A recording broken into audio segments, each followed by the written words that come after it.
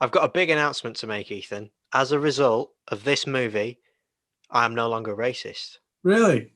Yeah. I'm still a racist. He met Proop's dad. He met Proop's dad. He met Proop's dad. He met Proop's dad.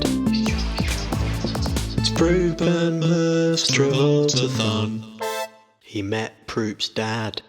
What did we watch this time, Ethan? We've got an absolute treat for you because we watched another quite bad movie, White Man's Burden. It's kind of a racial-based movie about what if racism exists, but it's the black people who are the racists. Yeah. And the white people who are the racees. John Travolta plays a white man.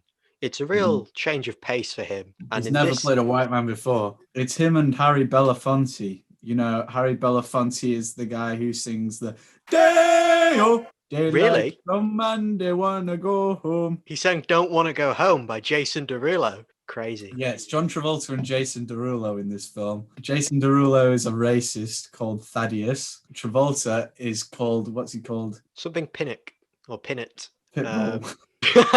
It's Jason Derulo and Pitbull. Jason Derulo. So the opening scene, I feel like it's trying to be some sort of metaphor, some sort of microcosm. You got white materials swirling around in a little machine.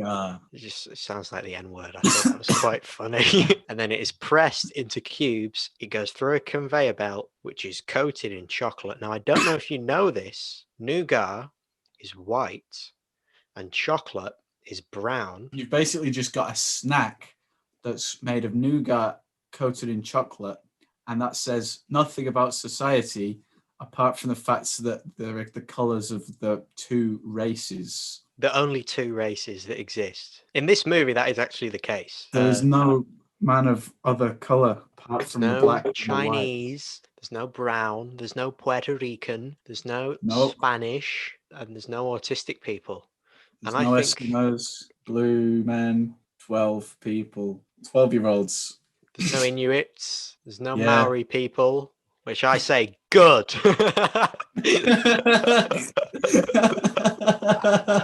I agree with you there, Caleb Thornburg.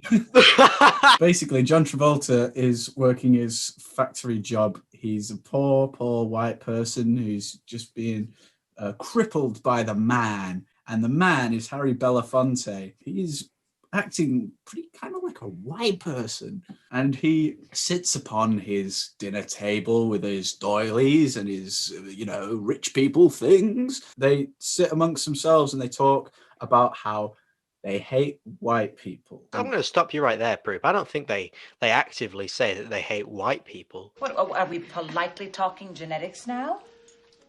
I'm not politely talking anything. This film's from 1995. In the 90s, you may have had a white family sat around the dinner table, say some joke about black people. And I think that Harry Belafonte and his family are sort of the embodiment, the race-swapped version of that conversation. The subtlety of the racism that they present in their day-to-day discussions does seem pretty realistic. Harry Belafonte's wife, she works with disadvantaged kids who in this case are mostly white, and she says there was like 20 little white kids at the thing today. A few of them weren't very well behaved though. Harry Belafonte says, what do you expect? They don't have any fathers. That really reflects how the black people have no dad stereotype isn't actually based on race. Based on poverty. Society has pushed that onto the black man. Not another Mustang Shelby. So the plot synopsis is as follows. Senor Travolta is working as a white man in this plant. He is making souffle. What's he making? Nougat. I knew it was one of them foods with a funny name. He's working in this plant and he's making souffle.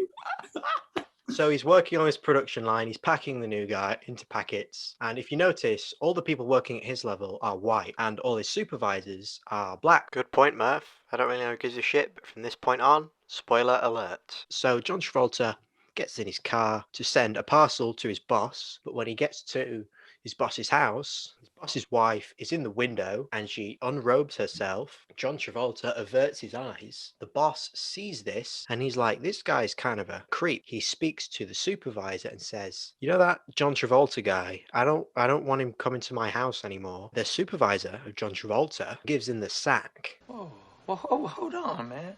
He saw you at his house looking at his wife. Bruh. So John Travolta is job free. Another 10 minutes into the movie, he is house free. He decides enough is enough. He's been kind of put in this position. He's like, I've had it. I'm going to take what I deserve. This guy owes me money. So he goes to speak to him with a gun. I said, do you know who I am? No, I don't know who you are. Give me the fucking keys. And he gets him. He says, listen here, you're going to give me my money. And the remainder of the film is basically Travolta holding this man at gunpoint and taking him around various places in order to not get caught while they wait for the banks to reopen. This kind of drive-through bank, which I thought was strange. I've never seen a drive-through bank. Well, if we think about black people are the pioneers in this society, technological advancements may be different. We may have the drive-through bank being invented instead of the fisherman pole or something like that. There may be completely different inventions coming to fruition. What's the fisherman pole? You know, when you're angling, when you're fishing. You mean like a fishing rod? Yes. I was confusing a fishing rod and a fireman's pole. Yeah. I don't think that is the case, though. We never have the fisherman's pole. I don't think that's the case, because the world that we see in this film isn't very well fleshed out. I wear Ray-Ban. So in this movie... Yeah, so what I noticed is there isn't really an equivalent of the N-word in this movie. That seems to be one of the bullets they've dodged here. The only real equivalent here is John Travolta using the word man. Who are you? Your man. And who am I? My man. That's right. Don't ever forget it. But the way he's saying it to him is as if he's trying to like teach him what this word means. It's kind of like they're using the word man here as a replacement for the N-word. However, the point you made earlier, Harris, is interesting that nougat could actually be the N-word in this universe because it's a white substance and it sounds very similar to the N-word if, say, a Frenchman was to say it. You're right. It does feel like maybe in an earlier version of the script, they were saying the N-word. Before we watched the film, I messaged you to say, I hope John Travolta gets called the N-word, because saying the N-word is really funny. I don't know if you guys know this, but if you watch this guy called iDubbbz, he actually makes this really great video where he says it's okay to say the N-word if you're white. On a more serious note, they do dance around certain issues. They pick and choose what they want to have. And the N-word is something that is deeply rooted in Black history. It's something that comes from like the times of slavery, and it is very unclear who were the slaves, who were the enslavers, you know. I'm pretty sure it's very clear in this movie the way that's supposed to be, Harris, because the whole point is it's the opposite races. Well, yeah, and I see what you mean though, because it's like it doesn't put any effort into explaining anything in the history. It's just supposed to be, we'll take everything about modern society and then we'll just flip around the races instead of actually thinking, well, what would the world look like if this was actually really the case? I think that the black people still had to have been the slaves because they're wearing African garbs, African culture. Or that Africans beat America when they tried to enslave them and then came over to America and enslaved the white people. I think I've cracked it. Instead of America and Africa that switched, it's Africa and Europe. Africa get to the Americas first. The Africans who are now Americans go to Europe for the slaves. For a film that's trying to make you think, you're really not supposed to think about it. Jeff. It doesn't serve to like bring about a good discussion, really. It's just a movie with this racial subplot with the switching just lazily tacked on it, I think. If you were to imagine maybe this film didn't have that premise, nothing about it would have changed significantly at all. It would just be boiled down to a quite boring depiction of certain racial struggles in America. And I think there's a reason for that.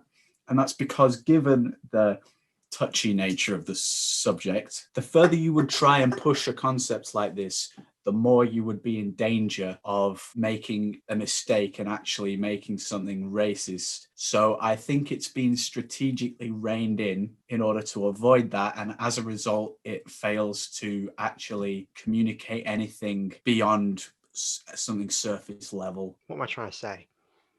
At the point where you switch everything around, then the only discernible difference is skin color, then that is also pretty much the same film.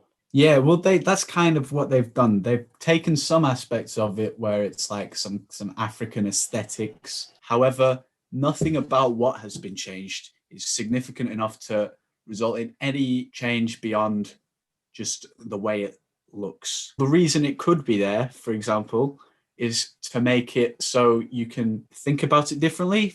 But the only reason you would need to think about it differently is if you did have like the inability to empathize with black people in real life, and then you have to watch it being experienced by a white person as John Travolta. The only people you would get watching this are racists who probably aren't going to be turned by this film, and people who aren't racist who are just wondering why it exists. I mean, there was that scene where the little kid is watching TV and he's like flicking through all the channels, and every single person on the TV is a black person. If a little white kid in real life was flicking through the television channels and everyone was black and he got fed up of that, that kid would be racist. There's a whole debate nowadays about whether representation on the screen matters. Seeing people who look like you on the television means a lot to minorities, especially minorities who are children. They like, oh, that person looks like me. Yeah. That Power Ranger is wearing my favorite color. That's going to be my favorite Power Ranger. Kids are always drawn to the person that is most like them. I've seen positive reviews of this movie, and they're mostly from like younger people who say they watched it in school and it changed their perspective on things. So I feel like this is the sort of movie you would watch in like a PSHE lesson or something like that. Yeah, I think you've hit the nail on the head there, because what we were saying before about it being for like open-minded racists, well, if you think about it, that's pretty much what children are, if they kind of don't really understand the world and what's going on. But the thing is, this film is not for children. It's for treating adults like children. We need to show you what racism's really like, because we don't expect you to understand it. You put on the French fries and on the stick. If you put it in the ketchup, you can control exactly how much salt you get in each French fry. There's a bit where Harry Belafonte is like, right, I've got a dash, because John Travolta kind of said to him, well, fuck, I can't let you go. I'm fucked.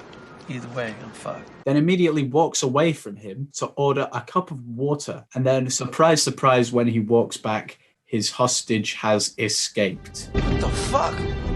John Travolta's kind of a stupid person throughout the film. I think it's supposed to kind of say that, you know, the system has poorly educated him or something, but it's kind of just kind of saying that John Travolta, the equivalent of black people in this film, is stupid. All the representations of white people in this film are negative. Yeah, if you were to view it as all the white people in this film are supposed to be a representation of what black people are like, it's kind of racist. That could be interpreted as racism.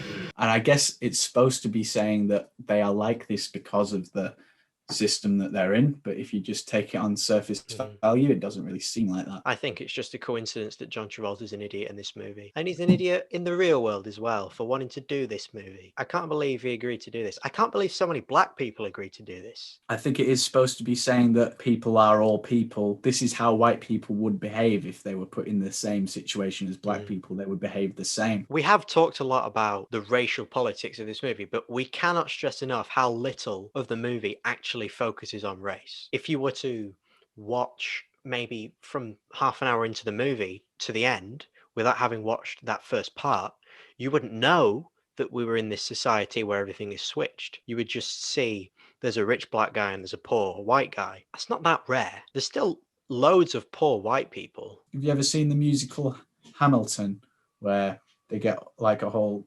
diverse cast of characters to play them all instead of just going with white people because it's historically accurate? You know, it doesn't change the plot. It's very easy to just forget that it's happening. And it's the same level that's going on in this film. But in this film, that is supposed to be the main premise. If you were to just switch the skin colors back around, the plot and everything would be exactly the same. So for that to be the premise of the film. What a boring idea. What a stupid idea. I can't eat bread. John Travolta's crackhead friend lets John Travolta use his crack house. Is he a crackhead, or is this just something that I've misconstrued based on his appearance? I'm pretty sure you just made this up. I never saw him smoke crack. John Travolta has this dilapidated friend who lets him use his normal house.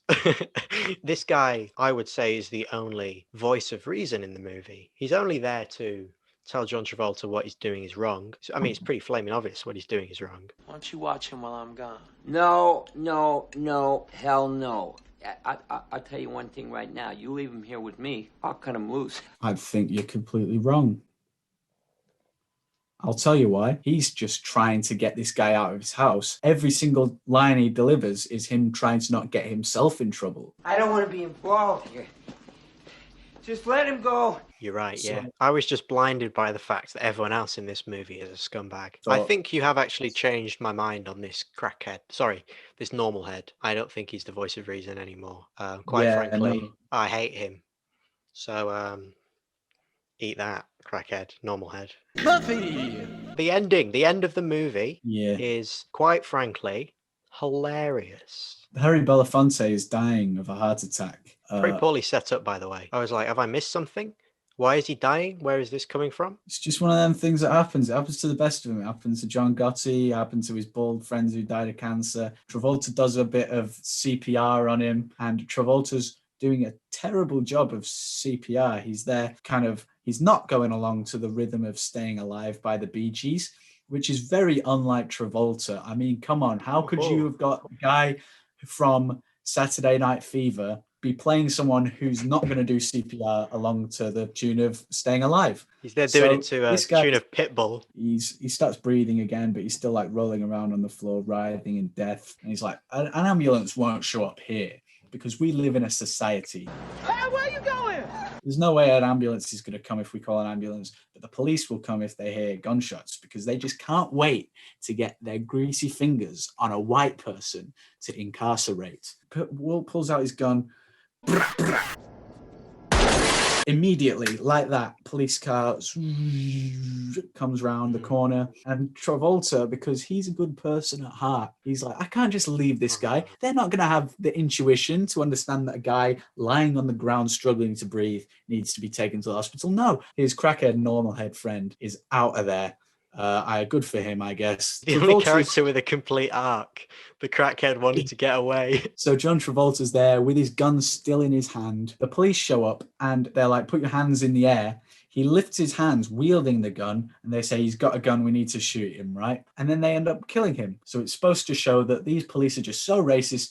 They saw the color of his skin and blew him away. But the thing is, he's wielding a gun here. Any kind of interpretation that this is supposed to be, something about race or anything is kind of muddied by... I completely disagree. Under the Second Amendment, presumably, John Travolta is allowed to wield a gun. The police shouldn't immediately show up to a crime scene and shoot the first person they see with a gun. And this is something that is probably based on real cops in America who will show up and will assume that a black man is a criminal because he's wielding a gun. I do agree with you. I do agree that in that scenario, a police officer should not just shoot on sight. But the thing is, if this was a scenario in the real world, right, and the police show up and there's, let's say, a white person, God forbid, holding a gun, and then the police shoot him on sight, right? There's nothing about his race going on. There's nothing about this scenario happening in this film that is inherently about the race. It's just a bad scenario to be in. And I do understand what they're trying to go for. The fact that it was so easy for the police to make that mistake in that scenario takes away a lot of the impact it would have had if they really didn't have any kind of justification to do that. I 100% see what you mean, but I think I still disagree. I think we're going to have to agree to disagree on this one, Ethan Proops. Yeah. But the way that scene happens, it doesn't matter what we think, because the way that these police officers show up and immediately shoot him almost feels like a joke. God, he has a gun! Like, I audibly started laughing. Why have I watched any of this if John Travolta is just going to be shot in the streets for no reason whatsoever. But then you've got Harry Belafonte turning up at John Travolta's wife's house and he's like, I'm going to give you some money. She's like, nah, don't want it because my husband's dead. And how much do you think would be enough? But none of the things John Travolta did are Harry Belafonte's fault. In my mind, you can either blame it on John Travolta himself or the system as a whole. But he is used as a scapegoat because he is responsible for some of them. Will I am. When I first heard of this movie and heard it was a role reversal, I just thought, how is this going to work other than just like John Travolta like beating up and shooting a bunch of black people? I don't really see why you would just kind of assume that he's just gonna beat up and shoot black people though. I thought it was like a slavery film, sort of like a reverse Django Unchained. Because when I think of American history and racism, my mind doesn't go to 1995 Detroit or whatever. That may have been a more interesting movie. And it would have been the most batshit, like completely racist thing ever that we could just lampoon. As it stands, this film is just, it's so bland and stale that it is almost hard to lampoon because it does such a half-assed job of what it's trying to do. It's like critiquing the flavor of wood. It's not something that's really supposed to taste of anything. And if anyone's like, this wood tastes awful, I hate this flavor of wood, it's like, well, what do you expect? No one cares about you eating wood. Stop talking to me. Yeah, I'm a pretty big deal. Well, I would like to finally conclude that it's a burden of a film. It could have been something if the director had just a shred of a testicle and decided that he was going to take some of these concepts a little bit further. It could have been something. And when I say something, I don't necessarily mean a critically good film. I mean something where we could have lampooned and jeered, you know? I don't think that this was a good idea. You either do what it did and do nothing, or push it further and you end up going too far and it's offensive. So I don't think that this is a particularly good idea. I think if you want to tell a story about racism, you should probably actually tell it from a perspective of a person who is actually oppressed rather than a straight white man. It's kind of that something that you could come up with in the writer's room and then it would get denied. Honestly, fuck this movie. Horse shit. I'm giving it a 1 out of 10. I'll give it a 1 out of 10, you know. But what are we giving it in terms of Travolta rating? I will give him 50 pence, a single bald Travolta head. That is just for the amount of effort he put into putting on his black man's accent. I'd maybe give him £1. What's that? 2 Travolta heads? Just because he's John Travolta. What are we going to watch next time? We're going to watch Speed Kills. This is a boat movie, I believe, Speed Kills. So oh, really? I'm thinking of the end of Face Off. So hopefully Speed Kills is a killer film, right? I've been Murph and you've been Murph. This has been Murph Media. Murph out.